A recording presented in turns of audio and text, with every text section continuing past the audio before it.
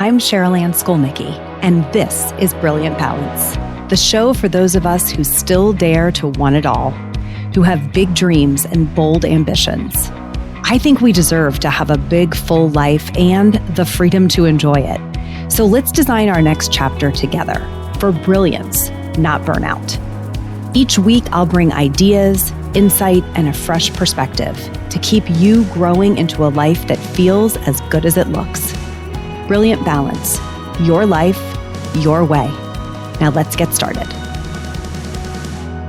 This is episode 403 of the Brilliant Balance podcast. Turn down the noise to tune into you. So as we get this episode started, let me ask you, have you ever been in a room that's just kind of full of noise? Kids are calling your name. There's a phone buzzing with notifications, right? You're hearing like the ding of emails and texts arriving. Maybe the timer's going off on the stove, the doorbell's ringing, the dog's barking, the TV's on, and you just realize like you can't even hear yourself think. I mean, what am I doing asking this question to a listener like you? I think this is probably the world that we live in most of the time, where there is just a cacophony of noise coming at us. And that is just the literal noise, right? Because this isn't just a literal problem. It is actually symbolic of what's happening internally for so many of us as well, where we are just bombarded with noise. So much noise, from the literal noise of those phones and alarms and notifications to the social noise of endless comparison. And I think also the inner chatter noise of our own inner critic. And all of that noise makes it nearly impossible to hear ourselves think, let alone feel calm or clear about what we want to do next. And that is what I really want to talk about today, because I think we're in danger of maybe feeling drawn toward a knee-jerk reaction where we just cut everything out. And in this episode, I want to really talk about what we can do to tune into our own inner voice, even in the presence of so much noise. So if you've been craving space to think and to breathe and to finally hear yourself again, this one's for you. So let's get into it. All right. First, I want to talk about what are the types of noise. And I referenced them really, really quickly at the top of the episode. But I think generally speaking, or maybe generically, the definition for noise is anything that drowns out your own inner clarity. You can almost think of it as like interference, things that are running interference in your ability to tune into that signal of your own inner clarity. And so I'm going to talk about 3 types of noise that we are letting in. And I think the reality is we're doing this to ourselves. There are ways to maybe limit or push back the noise that we're exposed to, but we're maybe not making use of those tools. Okay, so the first kind of noise that I want to talk about is literal noise, right? Auditory noise, auditory is not the right word, audible noise, right? Things you actually hear in your environment. So this is the pings and dings, right? The notifications that are going off, the stuff we have playing in the background, podcasts, I'm sure this one included, right? Playlists on Spotify or Apple Music or wherever you listen to your music, right? The TV in the background. Do we still have those in our houses? We still have one here. So the TV running in the background with whoever is listening to it. The conversations happening among people who live with you or work with you that are kind of running all the time. There is a lot of noise in our environment, and that can lead to a state where we feel overstimulated, right? Literal noise creates an overstimulated state. And I think that if we ask ourselves, do we often feel overstimulated? The answer is going to be a resounding yes. Because I think for the women who listen to this show, it's like our nervous system never really gets a rest. It's just getting pounded constantly with stimulus. And that can lead kind of straight to burnout in some ways, right? When our nervous system is getting pounded constantly, it really can lead straight to burnout. At a minimum, it can lead to a level of fatigue, like low-grade fatigue, that we don't even know what's happening. Our emotions get raw. We're like a little dysregulated. Our temper is short. And really, it's just that there is so much coming at us that we're overstimulated. So that is the first type of noise that I think we're letting in. We have a lot of it coming in, and it is something that we probably can control better. And we're going to talk about how to do that in just a second. The second kind of noise that you probably feel like there's a lot of is what I'm going to refer to as social noise. Now, this is not necessarily audible because a lot of the social media that we are consuming is on our phone and it's visual. And a lot of the social interactions that we're having or the people that we're comparing ourselves to aren't necessarily talking at us. We're just aware that they're out there. So social noise leads to a state of being like over compared. We are comparing ourselves all day long, and it's creating a lot of shoulds, a level of expectations of ourselves that maybe are not so healthy, right? Everyone else's life starts to become louder than your own. This can lead to second guessing yourself, or really, in the worst case scenario, kind of a detachment from your own values or your own internal compass. So you start really becoming like the people that you are observing. This is like the social contagion theory, right? You start becoming like the people that you are observing or that you have a lens on. And again, I think go back in the old days, we used to have this in our community. So it was like, who did you go to school with or who was in your town? Now we have it on a much broader scale, really beyond human scale. And so we are comparing ourselves to the best of the best in every discipline, every field that you can think about, whether that's the fashion that people are wearing, the way that they take care of their bodies, whether it is the kind of homes they live in, the vacations that they take, the work that they do. We have this comparison game playing out like in a multidimensional scale. And I am calling that social noise. And I think it is leading to a pretty radical state of over comparison. No one was born to be compared as regularly as we are comparing ourselves to other people. So that's the second kind of noise, right? Literal noise is making us overstimulated. Social noise is making us over compared. And then we have internal noise. And this is making us over evaluated, okay? Or over critiqued. So internal noise is like if we handed your inner critic a megaphone and said, you can control the airwaves. I think this is the state a lot of us are living in, where this voice in our head is constantly saying, that's not good enough, right? What are people going to think? And it just creates these spirals of self-doubt that ultimately drown out our own intuition. They drown out any kind of truth that we could have access to.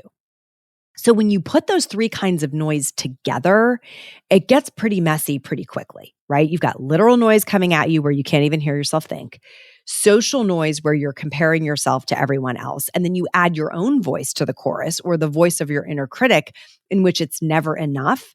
And like, it's no wonder that we have a lot of people who are like, I don't know what to do next. Maybe I will just scroll through my phone or watch a movie or drink a couple glasses of wine and call it a day.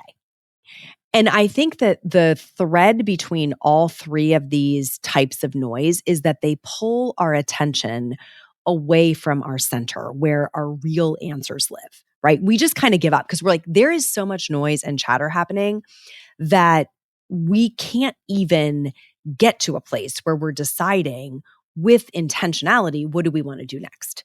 What do we want to be about? What do we want to spend our time doing? We're just like going through the motions, trying to keep up with everyone else.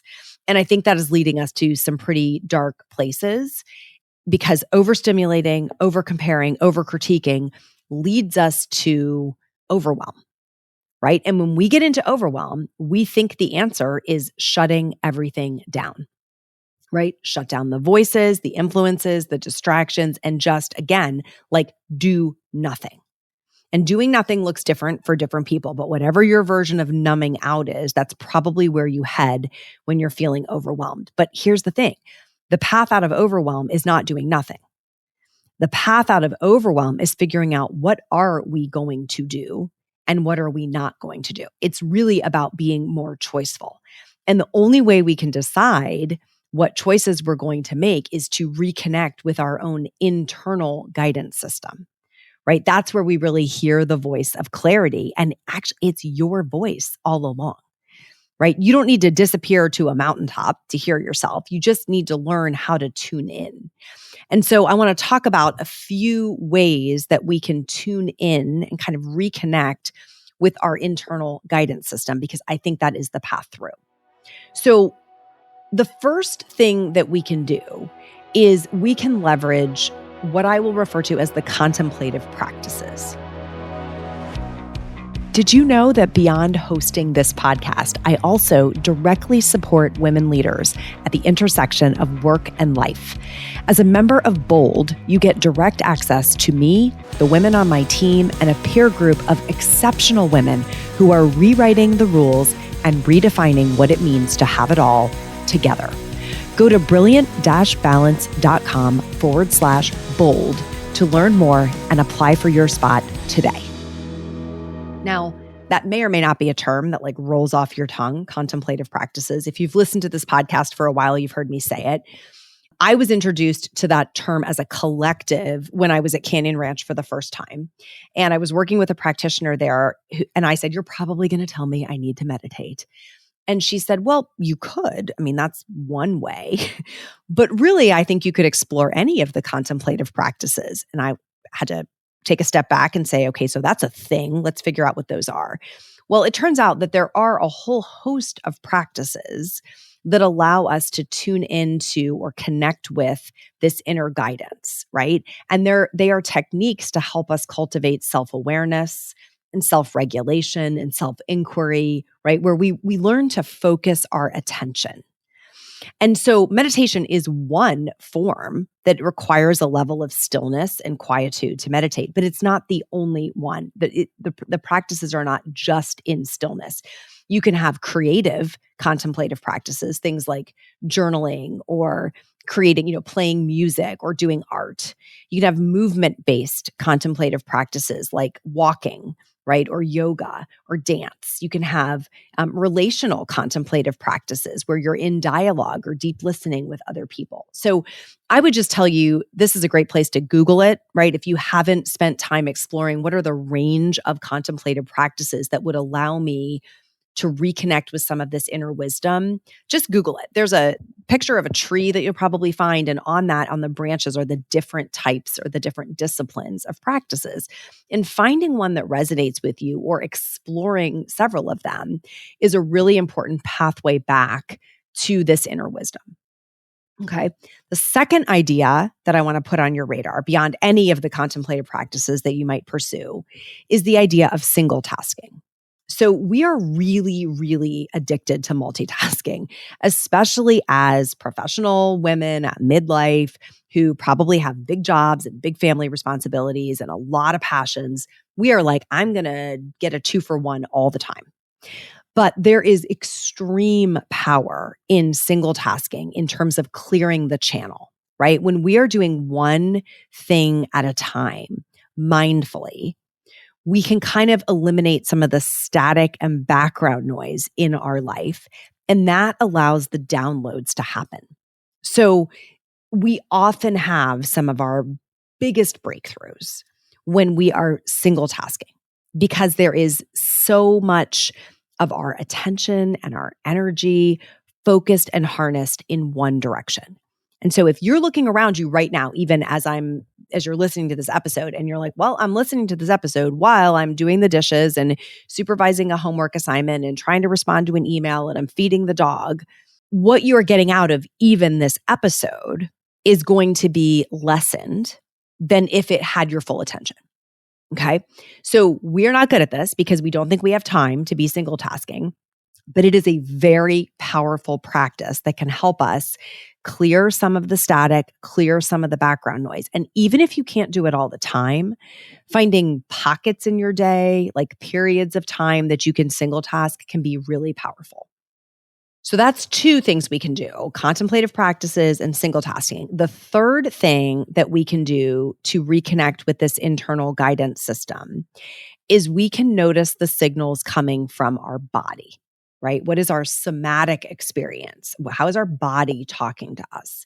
And we can really observe these internal experiences or responses that we're having. Everything from bodily sensations or cues to emotions that are maybe bubbling up, to how our energy level shifts and changes with different ideas, right? And that's how we can learn what is our intuition telling us. Often, I think when there's so much chatter in our head, we need to drop into our body to get some of the answers. And sometimes the answers there are loud and clear. We've just been ignoring them. Okay. So paying attention to things like tightness that you feel, right? Maybe your shoulders are up around your ears, or you feel tightness in your abdomen. Butterflies are a great signal, right? When you get butterflies about something, maybe you get chills from something, maybe tears come when you are having a certain thought or playing with a certain idea. Maybe there's a sense of calm that washes over you. All of those sensations, those signals are like a bridge back to your intuition. I've said for years when I'm coaching women that tears are like punctuation on truth. When you feel tears well up as you're saying something, it's like, hey, pay attention. Pay attention. This is true. This is really, really important. And I think it's a lot of us are like embarrassed when we cry, but I've really come to see tears as this very clear signal. When you start paying attention to this, it's really cool how you'll find that your body is talking to you all the time. You have this feedback loop coming of like more of this, less of this. I like this. I don't like this. I need this. I don't need this. Really tuning into those signals can be a very powerful additional modality. So contemplative practices, single tasking, noticing the inner signals from your body. These are 3 things that we can do to really start tuning into our own voice, right? Our own inner wisdom, our deepest and wisest self. And I think we ignore that at our peril. If we are not doing these things and we are allowing the noise to take over, we risk never getting the clarity that we really need to be able to make our next move. And whether that's a little move that we need to make today, like what's the next thing I need to do, or a move we need to make this week, or whether it's a big move, like it's a pivot coming in our life, we need to be tuned in to really notice it. And the good news is you do not have to overhaul your whole life to find that clarity. You don't need to go on a silent retreat on the mountaintop, right? You don't need to throw your phone in a lake, never to be seen again. You don't need to delete all the apps that you have on your phone, right? Because you're not going to do those things.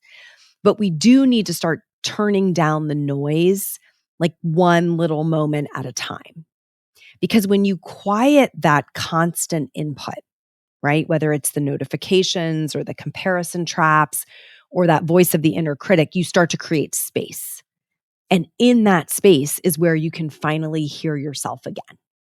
So I want you to try this. I want you to maybe set a timer, right? For just 10 minutes where you can turn off the noise, step away from the inputs, right? And just be with yourself doing one thing, right? And when you're ready to re-engage, come back to spaces that really nourish you, not the ones that deplete you. That's why I'm here, right? This podcast, my coaching, the things I want to put out in the world, even the stuff I share on social, it's all designed to help you reconnect with what's true for you, not to just add more noise, but to offer like a really clear signal. And if you don't view it that way, if you view my podcast, my social, my work as noise, then really unfollow it. With great blessing, I would tell you, go unfollow it if it is not nourishing you at your core, right? I have accounts that I follow and podcasts I listen to, and I allow them in with intentionality because they are inspiring me. They are shaping and moving my life in the direction that I want to go. Right. And I have other accounts that I have ended up following that I have had to go back and say, no, thank you. No, thank you very much. Right. I would like to unfollow this account, not follow this podcast, not have this showing up in my feed, because every time I listen to it, it's just noise. It confuses me, or worse, it pulls me in a direction I do not want to be going. So when you have those accounts and those inputs in your life and you're like, man, every time I listen to this, I just feel like crap. right? It puts you in a comparison trap. It has you feeling like, then do not allow that in. You want to allow the stuff in that is calling you toward your honest self. Okay. And I want you to keep showing up for that so that you can keep showing up for yourself. Moreover, if you know people who need this kind of messaging, right? Who are getting maybe pulled adrift by a lot of noise and they're losing touch with what they actually want, I would love for you to send them this episode, right? Just share it with somebody who needs a reminder that it's okay to turn down the noise level so that they can tune in. And I think it's so important because you deserve to hear the sound of your own voice again. And if there are so many other voices overwhelming and crowding that out, you won't be able to do it. Okay, but it is in there waiting for you to uncover it. And I really want to make sure that you can hear it. So that is all for today, my friends. I hope you got something great out of this episode. Until next time, let's be brilliant. This is thepodcastfactory.com.